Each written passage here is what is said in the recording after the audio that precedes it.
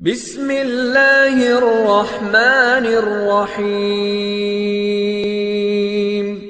صلی اللہ علیہ وسلم کا ارشاد گرامی ہے، وہ شخص مومن نہیں جو خود تو پیٹ بھر کے کھائے مگر اس کا پڑوسی بھوکا ہو۔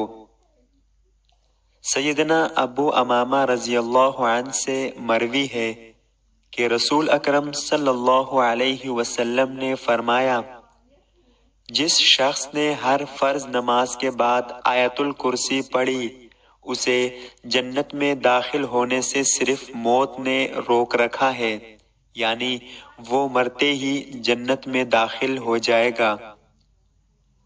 رسول اللہ صلی اللہ علیہ وسلم نے فرمایا، صرف 3 جگہ پر جھوٹ جائز اور حلال ہے۔